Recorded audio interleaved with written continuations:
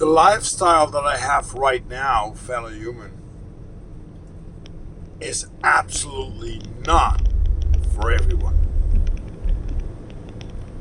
Can you imagine living in a very, very tiny space and everything you need has to be minimalistic, small, and only the things that you really, really need you can have with you? And while I choose to live in my car, some people choose to live in a camping van. But then again, you have to be very minimalistic and you have to be very creative when it comes to a lot of things. A lot of things that are comfortable in the house, but you can't have in your car or in the van. Or otherwise, you have to be very creative how to do it. Because, for example, you are entering your house, you turn on a switch, and you got lights. You walk to your tap in the kitchen or in the bathroom, you open it up and water comes out. I have about 60 liters in my car that I can use for showering, for preparing food, and to drink. Put it in my water filter and I'm good to go. The thing is, the more people you have, the more water you need. And it depends also where you're going to travel, where you are at, if you need more water. And, there are some restrictions to it. It's also something that it weighs a lot. So 60 liters of water will be approximately 50 kilograms or 60 kilograms of adding to your van. So if you traveling with a camping van with 2 people or maybe 4, you need a big amount of water. And you just can't get the water everywhere. And it's not the best way to buy the water from a store, because then you're not going to save any money. So that's only one thing, when it comes to cleaning and drinking and cooking, for example. And then there are some solutions you can add to when it comes to going to the toilet. If you're going to the toilet, normally you just go to the toilet. You wake up, whatever, and you walk down your bathroom and you go to the toilet.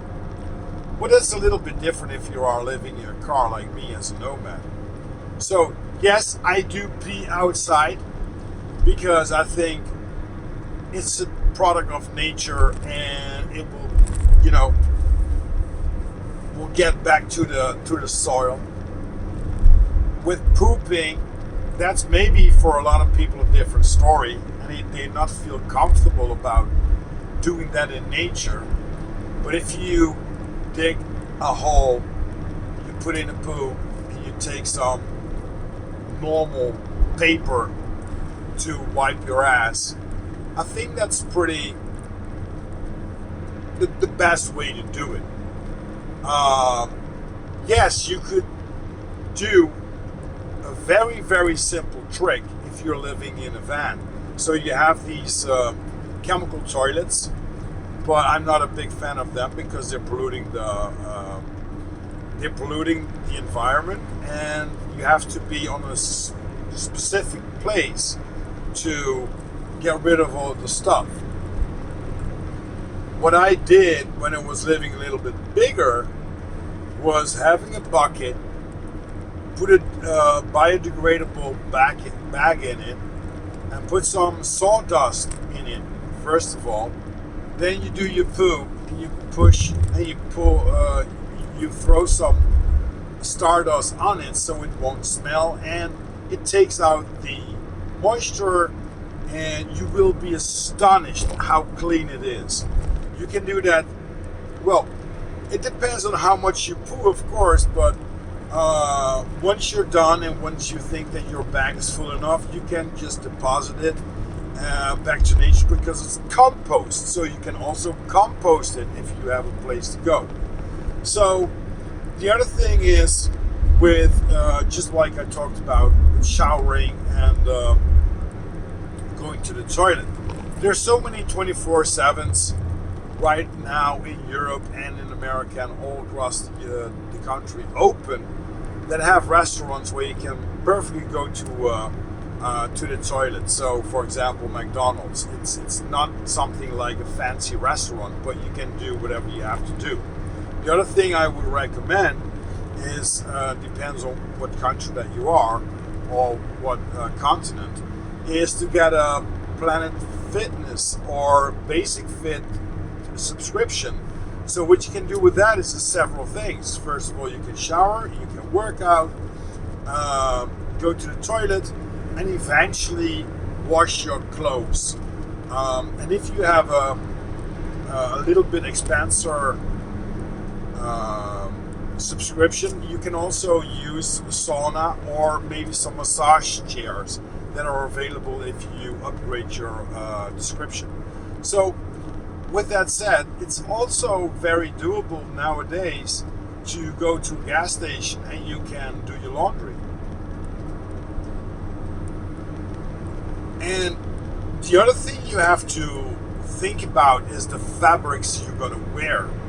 So for example, in the early days I had a lot of shoes and a lot of jackets and a lot of stuff, just a lot of stuff to wear. And now I'm completely fine with maybe 2 sweaters, 1 jacket, 1 fleece jacket, a rain poncho, and I got basically 3 pairs of shoes. So working shoes, hiking boots, and some Adidas, I think you say Adidas, sneakers, and my flip-flops. When I go shower, I'll always wear my flip-flops. So with that said, I know for sure that a lot of people romanticize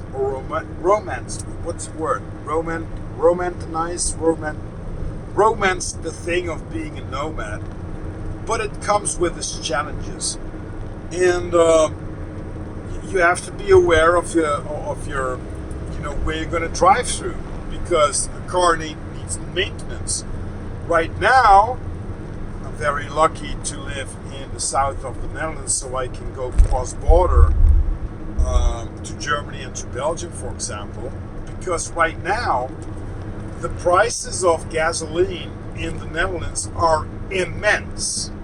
I mean, we pay per liter, and that will be about €2.55 around that course. But if you gas up like I do, €98, that will going to cost you like €2.75 and maybe more.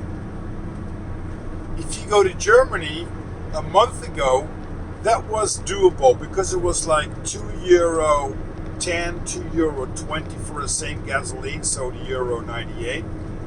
But they changed it, so now it's almost just expensive as the Netherlands.